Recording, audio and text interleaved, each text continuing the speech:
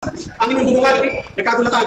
Mga pa rin, hindi, atas ako. Pumutok siya plus ka, pinutok ako eh. Pasok yung anin. Yun, nagkapalitan ng putok. Tablado na naman dito si Buying na isang bulati na lang sana ang pipirma na buhay pa, anak ng kamuti. Oh. Tablado ang suspensyon niya na gawa-gawa kay Aplaska. Hinarang po ito ng Senado. Aray ko, iyak. Wala naman kasing due process yung suspension, basta na lang nag-announce sa media na suspendido daw si Aplaska. Anak ng kagwang, dapat yan ay jurisdiction talaga ng Senado. Dahil ang linaw, Senate o Sergeant at Arms, hindi naman Ombudsman Sergeant at Arms si Aplaska, anak ng kamuti. Oh. Sinagtala class 1986, naglabas ng manifesto. Suportado po nila si Senator Ronald Bato de la Rosa. Ayay ko, yari na animal. National Bureau of Investigation umamin sa video. Anak ng kagwang, tibag na talaga dito si matibag na sinungaling. Umamin po silang nagpaputok, gumanti ng putok, laban po sa kay Aplaska. O paano to? Sabi ni Matibag, wala daw silang diniploy na NBI. Ngayon nahuli na, nagiba na naman ang kanta. Tang inumin talaga itong mga sinungaling na to, no? Kailan kaya ito kunin sa kanas? Magandang tanghali po sa ating lahat. Palike po muna, pa-share, pa-subscribe. At pakipindot po ang inyong mga notification bell para lagi po kayong updated sa ating mga video. Buhay po tayong mga Pilipino. Unahin na po natin agad itong suspension, no? Laban kay Aplaska. Pero hindi po ito tinanggap ng Senado. So ibig sabihin, hinarang po nila yung kaabusaduhan, no, ni Buying Remulla na gustong isuspension si Aplaska, na ginampanan naman ho ang kanyang trabaho. Wala ngang wala ngang parang dahilan para isuspindi mo itong si Aplaska. Pakinggan mo muna natin ang balitang ito. Ito ay continuous sa content natin kagabi, dahil ang kagabi ang nasabi ko lang ho ay tinabla, no, ng Senado si Buying dahil hindi nga ho tinanggap yung sampina naman patungkol po sa CCTV. Kasi nagbigay na po yung Senado ng CCTV sa mga kapulisan eh. Pero ito, balita ngayon ng GMA News na yung suspension din pala ni Aplaska ay hindi po tinanggap at hinarang ng Senado. Tingnan natin. Ayaw pong tanggapin ng Senado utos itong suspension kay Acting Senate Sergeant at Arms Mau Aplaska kasunod ng nangyaring putukan sa Senado ayon kay Ombudsman Jesus Crispin Remulla. At bukod po dyan, ayaw rin daw tanggapin ng Senado ang subpoena para sa mga CCTV footage sa nangyari. Nakatutok si Darlene Kai. Kasunod ng anunsyo kahapon na suspendido ng 6 na buwan si Acting Senate Sergeant at Arms Mau Aplaska, ipinadala na rin kahapon ng Office of the Ombudsman sa Senado ang mga dokumento ukol dito. Pero sabi ni Ombudsman Jesus Crispin Remulla, tumanggi ang Senado na tanggapin ang mga ito. Problema, ano problema? yung aming process server ayaw na naman tanggapin sa Senate. Isa si Aplaska sa mga iniimbestigahan ng Ombudsman kaugnay sa nangyaring putukan sa Senado nitong Miyerkules. Pagkatapos po namin Sa panayam sa 24 oras, kinumpirma ni Aplaska na siya ang unang nagpaputok bilang warning shot. Ayaw tanggapin. Yun nga problema, no? Look at the attitude. Nobody is above the law. I'm sorry. Kahit nagtatrabaho ko sa Senado, nobody is above the law.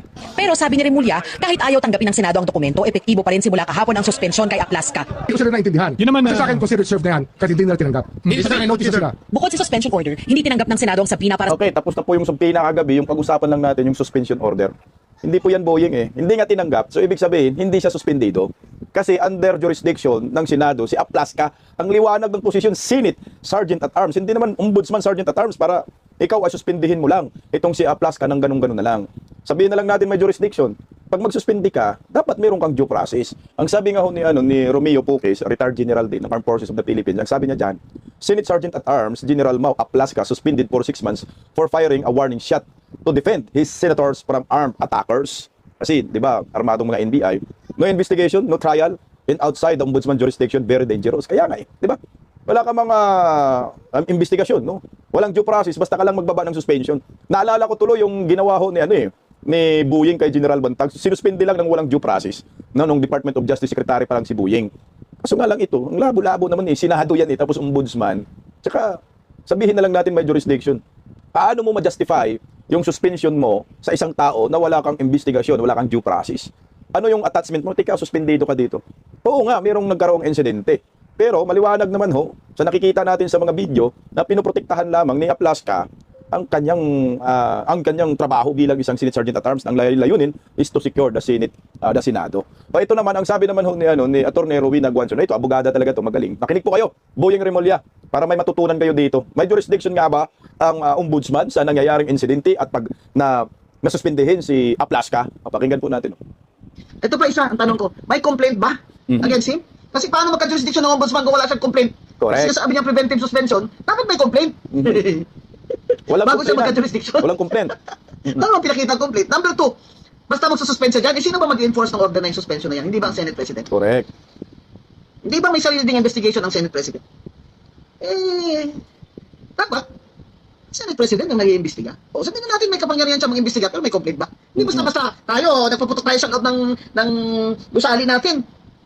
At mga empleyado tayo ng gobyerno na may authority naman tayo humawak ng baril. O tapos nagpuputok tayo sa loob ng gusali natin dahil ina-attack yung ang tingin natin dahil talagang nakatayang buhay natin. So suspend tayo ng ombudsman na walang complaint.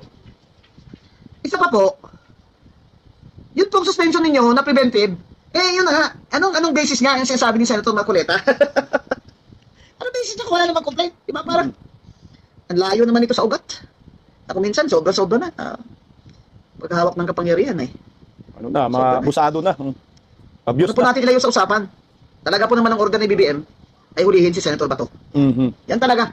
Lalo na, dahil alam nila na papasok yun. Hindi lang dahil hulihin nila, padala nila sa ICC, kundi dahil buboto si Senator De La Rosa para sa bagong Senate President. Yan naman po talaga.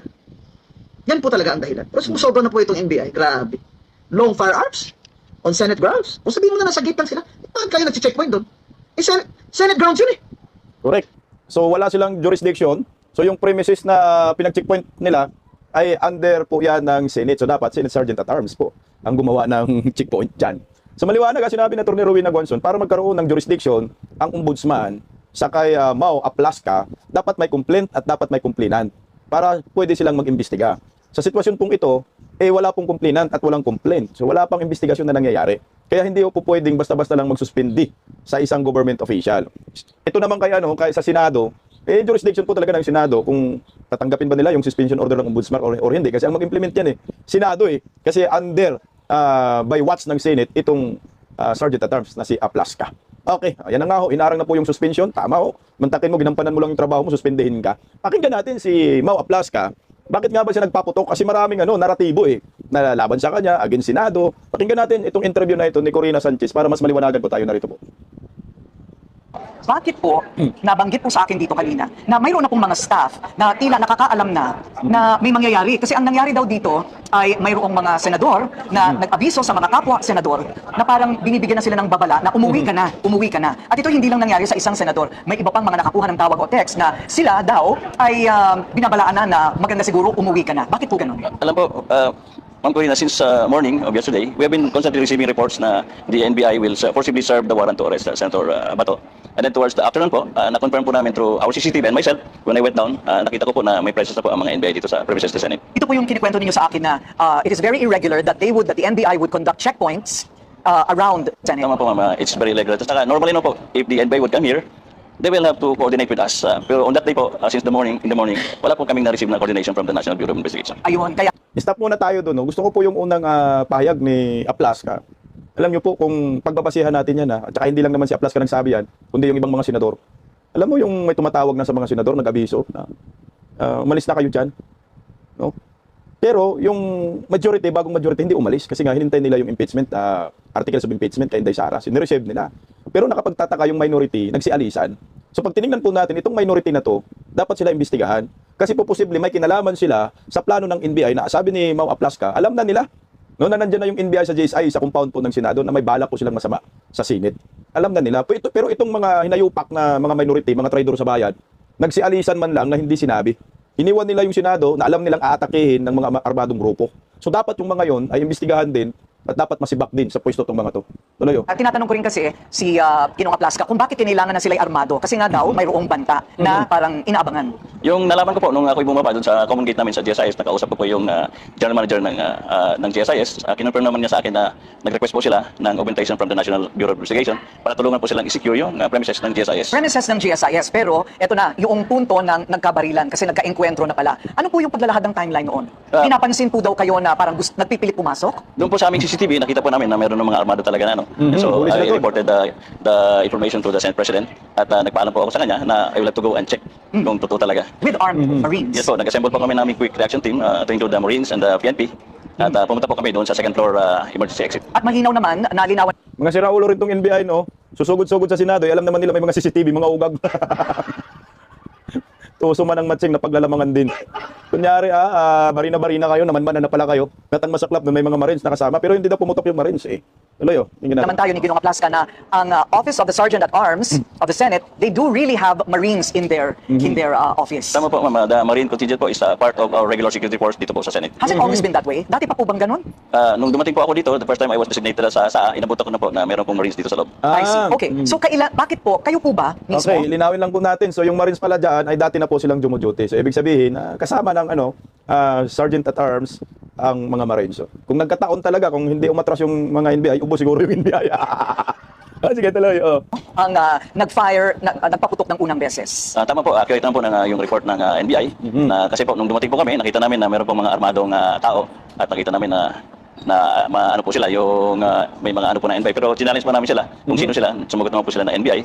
And then, as part of our procedure, binigyan ko po namin sila ng verbal warning ba ilapag po yung kanilang mga baril. And then, pero nakita po namin na instead of heeding our verbal warning, tinaas po nila yung kanilang mga baril. So, that prompted us to fire the warning shot. The warning shot was not intended to harm anybody. Hindi po, sa taas lang po. Hindi kaya merong tatagos yun at merong matatamaan sa taas? Hindi naman. Wala na wala na. dun sa labas. Nasa ledge po ito. I see. Okay, just trying to make sure that there was no harm intended. Nung hindi po nila binaba ang kanilang mga armas, nag-firing shot, nag-warning shot po kayo, ano po ang susunod na nangyari? Nung after po ng warning shot, na-surprise po kami dahil nag-fire back po sila sa amin. So, nag-withdraw po kami ng konti. Then, tuloy-tuloy po ang exchange of gunfire. Medyo nakakapagtaka po yun, dahil kung sila po'y talagang accredited NBI, you're all on the same side of this government. Bakit hindi na lang po nila sinabing, NBI kami, wala kaming gagawing masama or something like that? Tama po, yun naman po ang normal. And besides, ulitin ko po, wala po silang coordination. Bakit po nandito sila sa premises ng Senate? Maliwanag po ha na ang una ay verbal, no? Verbal warning. Ang sabi, ilapag nyo ang mga baril. Di ba? Yun yung una, verbal warning. Pero ang problema, imbis na ilapag ang mga baril, tinaas daw yung mga baril. O paano po yun? Ano po ang mangyayari dyan? O siyempre, ang ginawa ni Aplasca, nag-warning shot. Babang! Ang mga hinayupak, gumanti din. So ano po ang mangyayari? Rumble. Tama naman si Corina, kung mga matitinok pa daw ng mga NBI ito, hindi sana, sumunod sila at sasabihin, sige po mga NBI kami, huwag po kayo mag-alala, wala po kaming gawing masama. Kaso nga lang, may gawin silang masama, may plano sila, kaya gumanti po ng putok. Tuloy po, General Aplasca, tuloy lang. Nung una po ay itinatanggi ng masidhi, at matiim ni Ginoong Matibag, NBI Director, na mayroong presensya ang NBI sa loob mismo ng Senado. Bakit po kayo nahihirapang tanggapin na ito'y kapanipaniwala? Dahil po, based on our information, saka confirm din namin sa aming mga CCTV, and physically po, nakita namin ang presence ng mga armed NBI agents dito po sa paligid ng Senate. At paano po natin na-establish na taga-NBI po talaga, yung grupong yun? Meron po silang mga uniforme, meron po silang mga ID. Madali lang. Okay. Ano po yung tactical bag? Meron po daw tactical bag na nandito na sa loob to begin. Tapos po ng exchange of gunfire po, medyo nagkaroon ng lal, at dumating naman yung reinforcement na ni-request namin kay Chief PNP. Sila na po ang nag-clear ng area. At doon po nila na-recover yung tactical bag. Ito pong nahuli ninyo. Ito na, Matubag. No? Hindi pala si Nate ang Sergeant at Arms ang nakahuli sa NBI. Police mismo. Buplax. Alam mo, Matibag, nagsisinungaling ka, madaling ma-determine yung tao mo. Ang mali mo dyan, Matibag, pinag-uniforme mo ng NBI. No? Gagawa ka ng masama, nagka-uniforme pa ng NBI kasi nga daw, request ng GSIS. Yung nagkaputukan na, ito, bulilyaso ang mga animal. Walang lusot si Matubag dito. Na nag-iisang gunman. Yung kasamahan po niya nakawala. Yun po, nung nandito na po yung tactical team ng PNP, nakita po nila yung taga-NBI na gusto sanang i-recover yung tactical bag. Yun ang kanyang binalikan. Tama po. I see. Okay. So, paano po natin na-establish na talagang taga-NBI po itong gunman na ito? Unang-una po, umamin po siya sa mga PNP na siya ay kasama po ng mga NBI. Okay. So, parang nag-iba na rin po yata ang sinasabi ngayon ni Director Matibag. Inaamin po niya na tauhan po niya ito? Tama po, sinabi naman niya na driver daw. Narinig natin sa mga balita po na driver daw ng isang ahente nila yung nahuli namin. Driver na isang ahente pero armado? Yung po nahuli po namin, hindi po armado nung nahuli. Okay. Nung nahuli ay hindi armado. Protective custody, konti na lang. Protective custody. Ito po ba ay nasa batas? Ito po ba? Ano ba itong protective custody na ito kay Senador De La Rosa? Ito naman po ay sa aking pagkakalam, may in-offer ng Senate para magkaroon po ng protection si General De La Rosa para ma-exhaust po yung kanyang exercise ng all legal and administrative remedies. At wala po kayong kautusan na siya'y pigilan kung siya man ay aalis ng building? Hindi naman po sila arrested ng Senado. Kaya malaya sila? Malaya po siya na umalis kung gusto niya. Okay, maliwanag yan ha. Hindi arrested ng Senado si Bato. Under custody ang malaya pong aalis. So ano kaso itong inayupak ng mga DOJ, NBI? Mga hunghang kayo? Okay. So ngayon, meron po tayong ipapalabas na video. Sana hindi po pula yung video natin. Ito po yung video na to, ito ay pag-amin po ng isang NBI agent, mga armado. Ito yung panahon ng putukan, oras ng putukan. Umamin po yung NBI, ang ganda ng kwentuhan nila, ang yabang pa ng mga animal, dyan sa video. Pero ito naman po ang magpabagsak kay Matibag. Kumakalat na rin po ito sa social media. No? Ito po ay nakuha natin sa DZRH. So pag tinignan po natin, bulilyaso dito si Matibag kasi unang sabi niya wala daw NBI. Pero itong operasyon na to, naka-uniforme pa mga NBI at maririnig po ninyo yung putok at yung walkie-talkie ba, no, handset, no, pinag-uusapan nila. Okay, so Actually, mahaba po yung video, 9 minutes. So, kinat ko na lang, ipinakita ko na lang yung mga importanteng bagay dahil yung sa loob ng 9 minutes, naglalakad yung iba lang eh. Pero ito, yung moment na ito, kitang-kita at dinig po talaga natin sa videong ito na umamin yung isang NBI agent at nagyabang pa na gumanti daw siya ng putok sa Senado. So, ibig sabihin, ang gusto talaga nila, gira talaga. Kaso nga lang, matatalo sila kasi parang nasa baba sila, nasa taas yung mga sa Senado. Kaya matatalo sila kung nagkipag-engage sila ng todo. Pero pumutok. Maliwanag po doon sa video. Pakinggan po natin. Tago-tago kayo sa ano? Aha, yan po yung ano. Yan na po yung oras ng putukan. Ayan o, may pumutok. Parang counter-strike lang o. Ayan o, counter-strike lang. Ayan, nagpumutok. Kita nyo, sunod-sunod. Dalawa, tatlo. Sunod-sunod. Parang counter-strike, no? Ayan, ayan. Sasabahan ko lang ng salita ko kasi para hindi po popula yung video, no? Pero naka-blend naman. Isa, dalawa, sunod-sunod yun. Dalawa, tatlo yata. No? Hindi lang pala 5, yung putok, ang dami. Galing dito sa NBI. No? Ayan, oh. Hindi. Sa Levi. Pakinggan na yung sa walkie-talkie. Pinag-usapan nila. Oh, haba ng baril. Huwag kang engage, pero pumutok na. Okay, ang sabi doon sa video, huwag kayong i-engage. No? Pero nakipag-engage na po, pumutok na, sunod-sunod eh. Dalawa, tatlo yata yung una. Tapos pangalawa, bumaril pa. So ito, gumanti na po yung Senado dyan. Ayan, oh. So,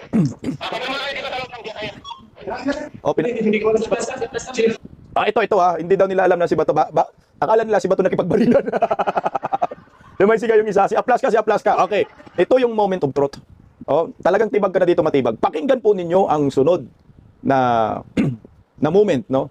Na eksena. Pakinggan nyo ang sinabi ng NBI agent. Oh, narito. Aning yung bubungan, nagkagulatan. Bababa pa rin siya, hindi, atas ako. Pumotok siya, plus ka, pinutok ako eh. Pasok yung anin. Yun, nagkapalitan ng putok. Okay, narinig nyo? Putang ina. Ang sabi daw ni Aplas ka, ibaba ang mga baril. So, consistent yung interview kanina kay Corina, sabi na ibaba ang baril. Yun ang sinasabi ni Aplas ka. Yun din yung sinasabi ng NBI ngayon, yung nagyabang pa sila dyan. Sabi ni Aplas ka, ibaba ang baril. So, hindi namin binaba. Nagpaputok si Aplas ka, nagpaputok din ako. Hindi nagkaputokan na.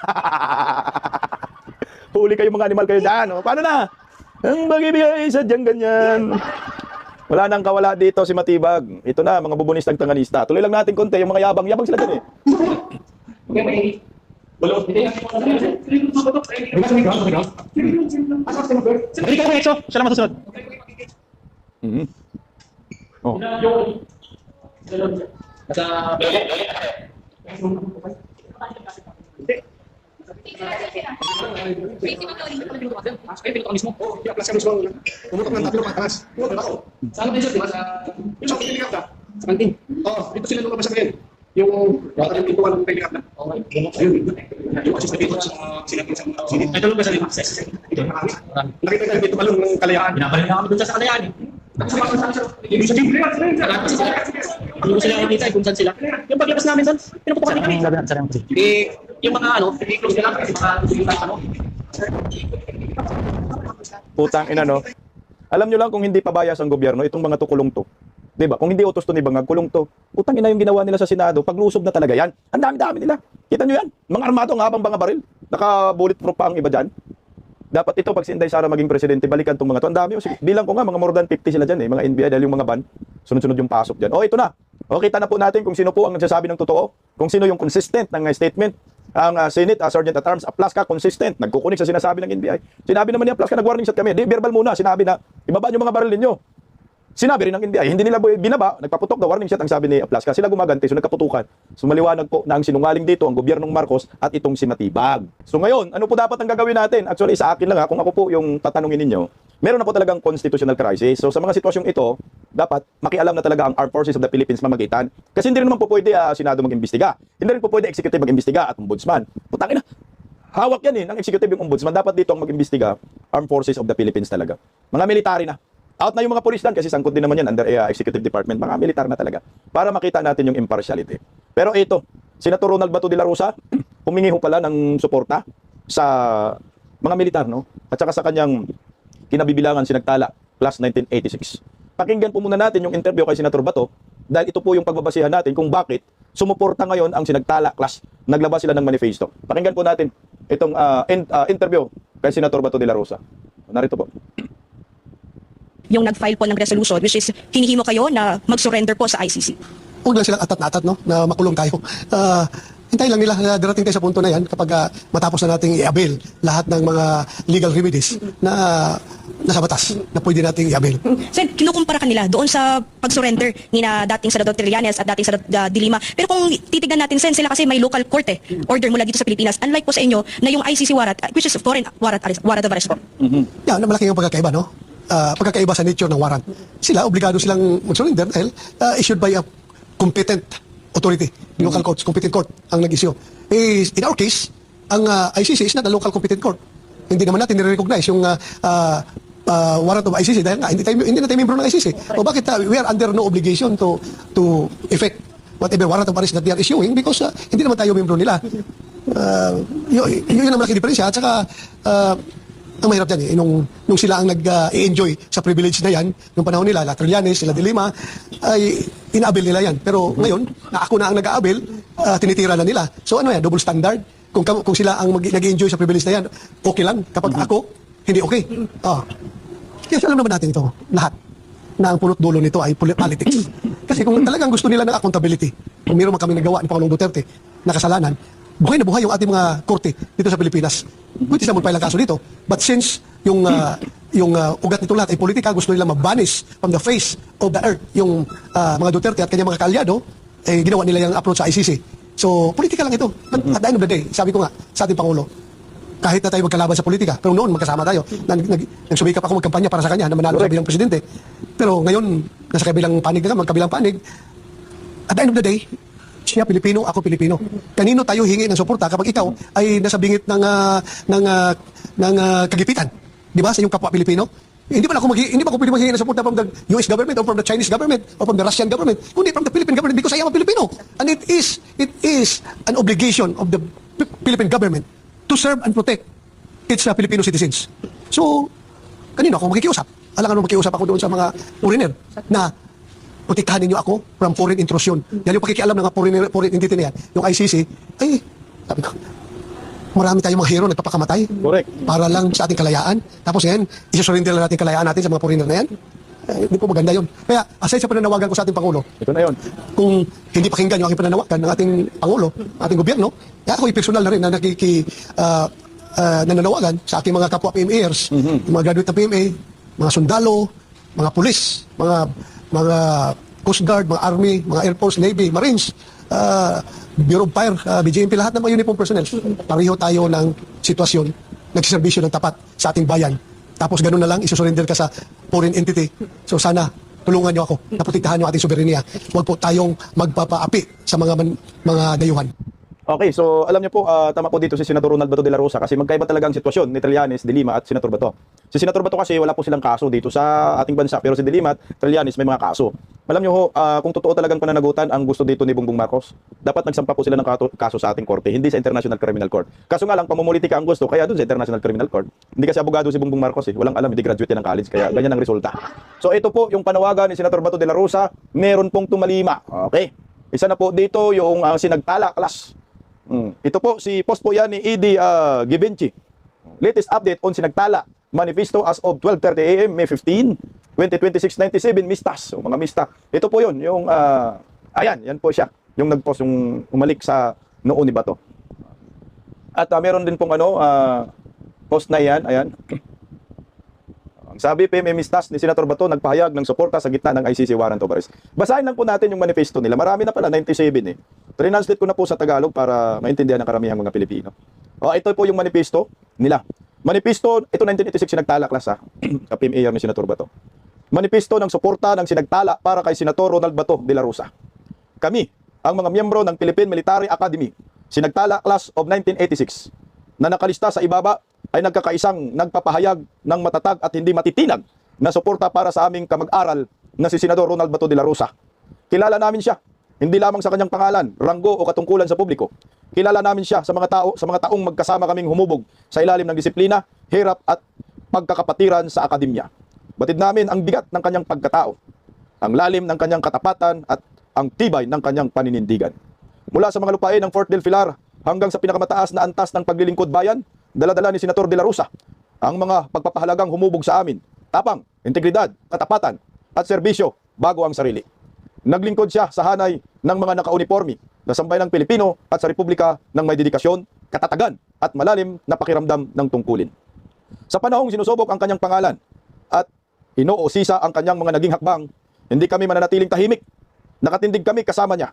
Kinikilala namin na ang paglilingkod bayan, lalo na sa usapin ng kapayapaan at kaayusan, ay hindi kailanman madali. Ang mga desisyon ay ginagawa sa ilalim ng matinding pressure. Ang mga tungkulin ay ginagampanan sa gitna ng panganib. Ang mga leader ay nasusubok hindi sa kaginhawaan kundi sa gitna ng tunggalian.